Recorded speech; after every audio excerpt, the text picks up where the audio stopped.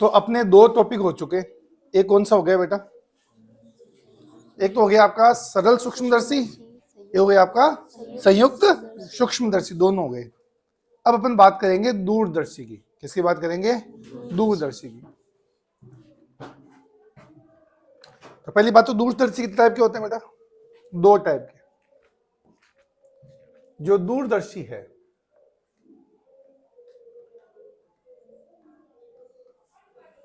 वो कितने प्रकार के मिलेंगे आपको? दो प्रकार के मिलेंगे। पहला प्रकार कौन सा है इसका? पहली बात तो दूरदर्शी काम क्या आता है? दूर की वस्तुओं को देखने के लिए। किसके लिए? दूर की वस्तुओं को देखने के लिए। पहला इसमें है आपके पास है, वो है अपवर्ती।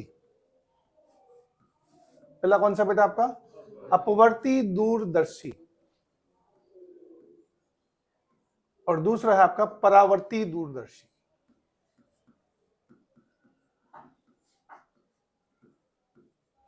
दोनों में अंतर क्या है भाई? पहले वाले में क्या होगा? अपवर्तन होगा, और दूसरे वाले में क्या होगा? परावर्तन होगा। पहले वाले में लेंस काम मिलेंगे और दूसरे वाले में अपन दर्पण काम मिलेंगे। ठीक है, तो सबसे पहले बात करते हैं अपन किसकी? अपवर्ती दूरदर्शी की।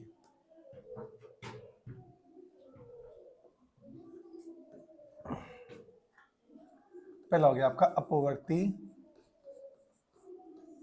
दूरदर्शी।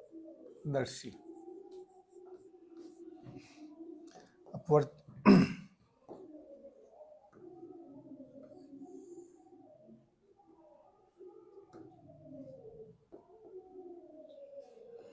हाँ भाई, चित्र बनाइए इसका। सबसे पहले क्या लोगे आप? मुख्य अक्ष लोगे। ये हो गई आपकी मुख्य अक्ष। याद, पेपर में 2 बार इसका भी चित्र आया हुआ है। अपवर्ती दूरदर्शी का किरण आरेख बनाइए। एक लेंस लेते हैं बड़ा, जिसका द्वारा क्या है आपका? बड़ा है। मैंने लेंस लिया जिसका द्वारा क्या है बेटा आपका? बड़ा है। और इससे जो प्रकाश आ रहा है वो कहां से आ रहा है बेटा? अनंत से आ रहा है। जैसे खगोलीय पिंड है कोई, तो बहुत दूर से आएगा। तो मान लेता हूं कुछ इस तरह से, किसी कोण पर आपतित हो रहा प्रकाश, ऐसे।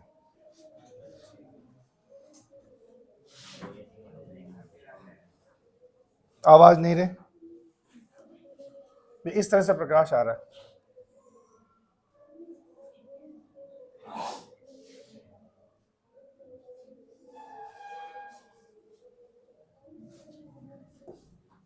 देखो खगोलीय पिंड है, उस खगोलीय पिंड से यहां पर एल्फा कोण के ऊपर, कहां पर बेटा? इस एल्फा कोण पर प्रकाश आपतित हुआ है। हमेशा ध्यान रखना, प्रकाश यदि मुख्य अक्ष के समांतर आएगा, प्रकाश मुख्य अक्ष के समांतर आएगा तो फोकस पर मिलेगा। वो प्रकाश आ तो समांतर रहा है, लेकिन मुख्य अक्ष का किसी कोण पर आ रहा है। देखो यूं आता प्रकाश तो मिलता मुख्य फोकस पर। कहां मिलता? मुख्य फोकस पर। और यूं आएगा तो कहां मिलेगा? फोकस तल में। किसमें मिलेगा? सीधा आएगा। देखो जैसे कहना मतलब ये हुआ है मेरा, इसे यूं आएगा प्रकाश, प्रकाश ऐसे आया तो ये फोकस में मिलेगा। और प्रकाश यदि ऐसे आया ना, यूं आया प्रकाश, तो अब वो कहां मिलेगा? इस है तो फोकस पर ही, लेकिन फोकस तल में मिलेगा, ऐसे। इतना ही फर्क है। बैठ गई मेरी बात? तो इसका प्रतिबिंब कहां बनेगा आपका? फोकस तल में बनेगा। बना दो फोकस तल में प्रतिबिंब इसका।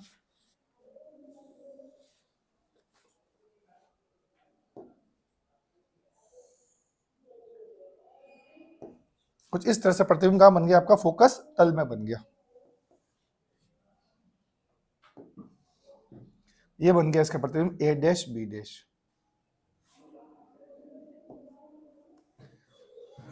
वस्तु कहां पर रखी हुई है? अनंत पे रखी हुई है। इसका प्रतिबिंब कहां बन गया? फोकस तल में। कितना? ए डैश बी डैश।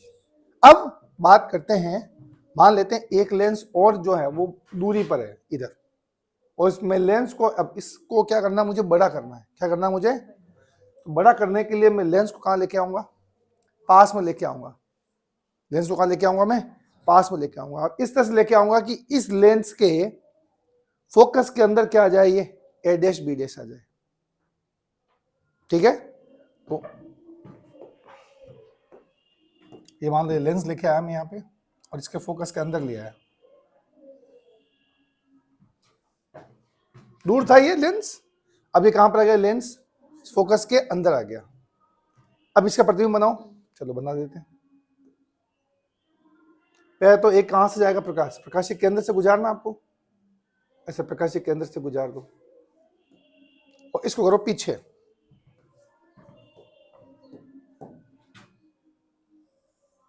आपको लगेगा कि यहां प्रतिबिंब सही बन रहा है, वहीं प्रतिबिंब बना दो। कि यहां प्रतिबिंब सही लग रहा है आपको, यहीं प्रतिबिंब बना दो।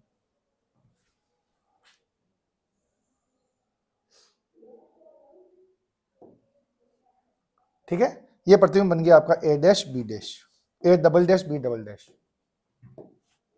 ए double dash B double dash.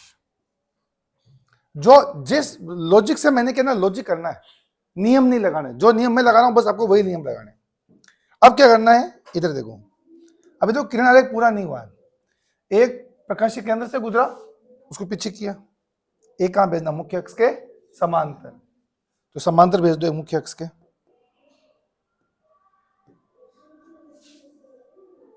ये समांतर भेजा। अब इस पॉइंट को इस पॉइंट से जोड़ो,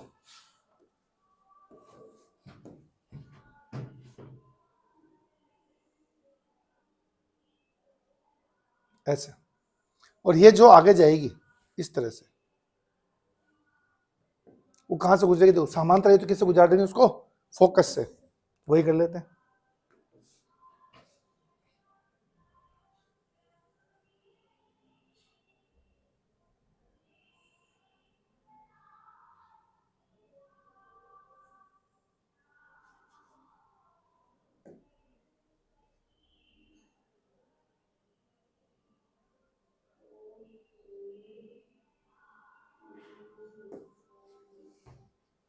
बात है कि समझ में? ये है इसका किरण आरेख।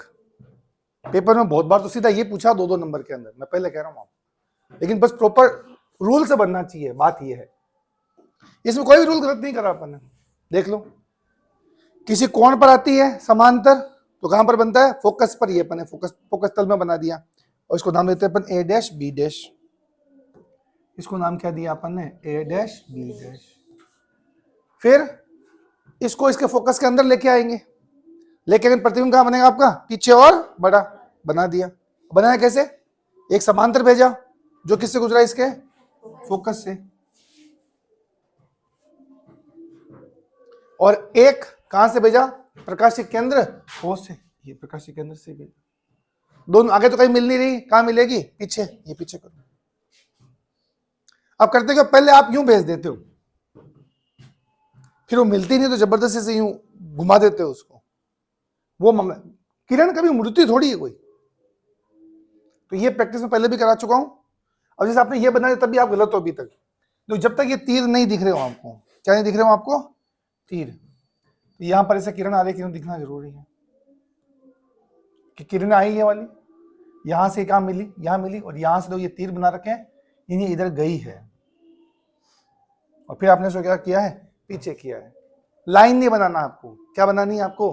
किरण। तो किरण और रेखा दोनों में फर्क है कि नहीं है? बस।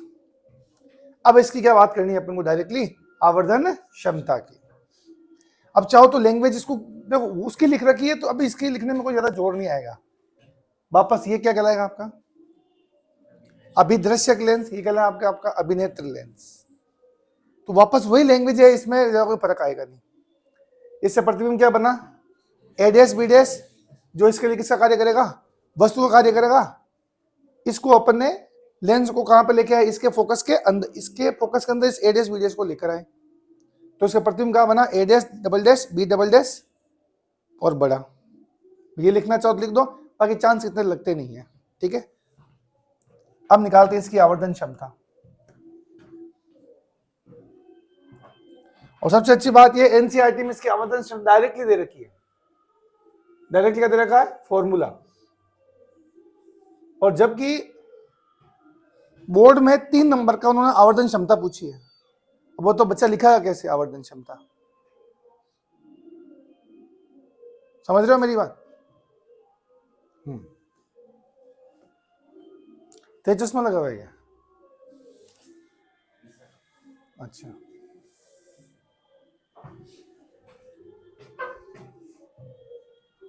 निशा के पास तो है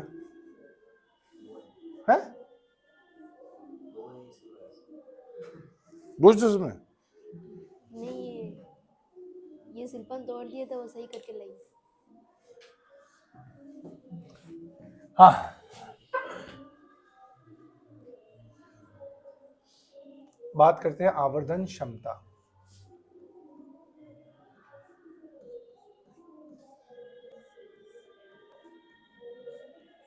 देखो यार, सबसे पहले बात करें, ये एंगल अल्फा है तो ये एंगल भी कितना होगा? तो बताओ भाई, अल्फा लगभग बराबर किसके होगा? टेन अल्फा के। अल्फा लगभग बराबर किसके होगा बेटा? और टेन अल्फा कितना है? बताओ ये दूरी कितनी है यहां से लेकर यहां तक, ये दूरी कितनी है? तो ढंग से देखो, ये एफ ओ ही है। मेरा फोकस तल में बनेगा। कहां पर बनेगा? अरे फोकस तल मतलब फोकस ही तो हुआ, दूरी तो कितनी होगी? फोकस ही होगी। यदि समांतर आदि तो कहां पर मिलता? फोकस पर। तो फोकस तल यूं है, दूरी तो वही रहेगी एफ ओ, हाँ या ना? तो A dash B dash upon क्या है आपका? F O.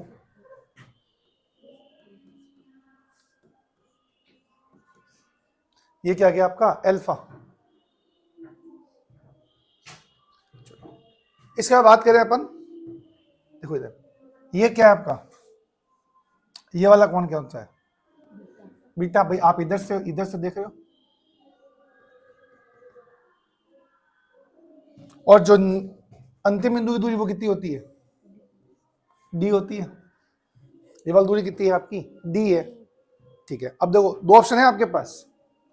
ये दूरी तो कितनी हो जाएगी आपकी? यू ई, और ये क्या आपके पास? डी। एंगल बीटा के लिए यह ले लो, ए date B date upon you ई। तो सिर्फ एक ही केस के अंदर ये बड़ा वाला लेंगे, और वो कौन सा है? संयुक्त सूक्ष्मदर्शी। उसमें बड़ा वाला लिया, बाकी दोनों में क्या लिया अपन ने? छोटा वाला ही लिया है। सरल में और दूरदर्शी दोनों में कौन सा है? कौन लिया अपन ने? छोटा वाला ही लिया। यहां कितना है? ये A dash B dash upon U E. लिख दूं? तो लिख दो, बीटा लगभग बराबर किसके होगा बेटा? टेन बीटा को। टेन बीटा कितना जाएगा आपके पास? A dash B dash upon U E. अब रेख की आवर्धन क्षमता का फॉर्मूला बताओ। आवर्धन क्षमता एम बराबर बीटा अपॉन अल्फा।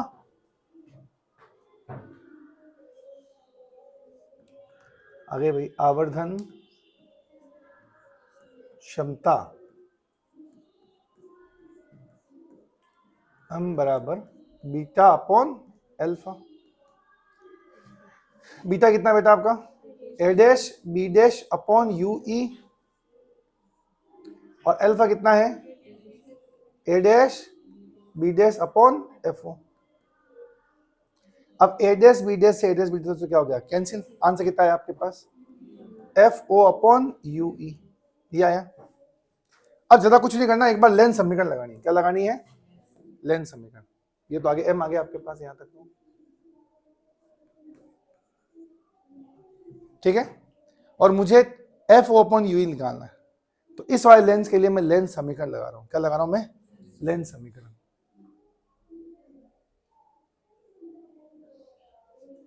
चलो लेंस समीकरण आप जानते हो, डायरेक्टली लगा दूंगा मैं, इसी में लगा देता हूं। चलो पहले बताओ, वस्तु कौन है, प्रतिबिंब कौन है? वस्तु कितनी है? वस्तु ए डैश बी डैश है, और दूरी कितनी है उसकी? हाँ या ना? तो चलो यहीं से लेंस समीकरण चालू करते हैं अपन। किसके लिए? अभिनेत्र लेंस लगा, अभिनेत्र लेंस के लिए लगा रहे, तो मैं यहाँ पे लिख देता हूं अभिनेत्र लेंस के लिए।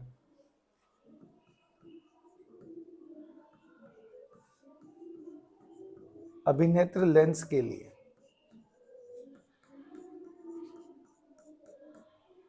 हाँ, 1 अपॉन प्रतिबिंब। 1 अपॉन कितना है प्रतिबिंब? डी या माइनस डी?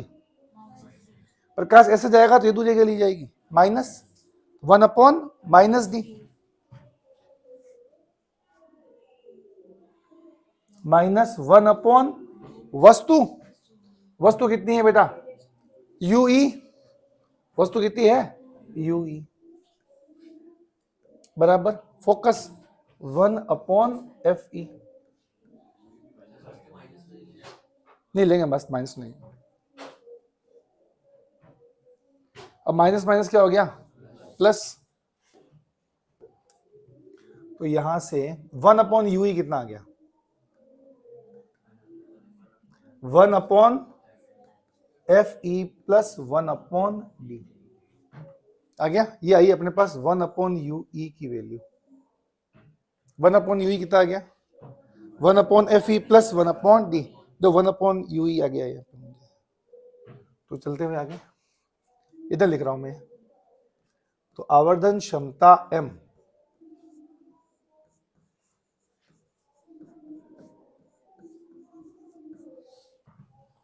कितना आ गया, F O upon U E, F O क्या है, 1 अपॉन यूई है ना भाई, 1 अपॉन, और 1 अपॉन यूई की वैल्यू कितनी है, 1 upon F E plus 1 upon D, तो 1 upon F E plus 1 upon D, ये आ गया। अब क्या करें,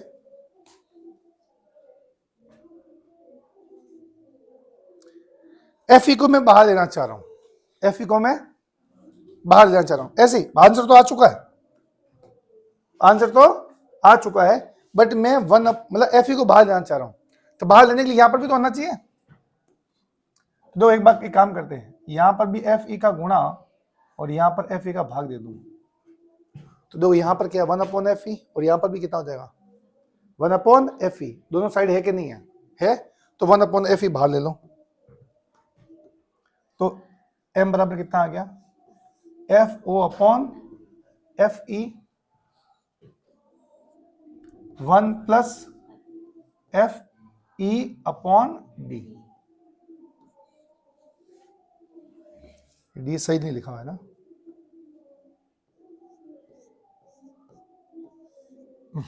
ये आ गया अपना आंसर, दूरदर्शी की आवर्धन क्षमता F O upon F E 1 plus F E upon D. Clear है, बात समझ में आ गई सबको, किसी को कोई मुश्किल ज्यादा नहीं है।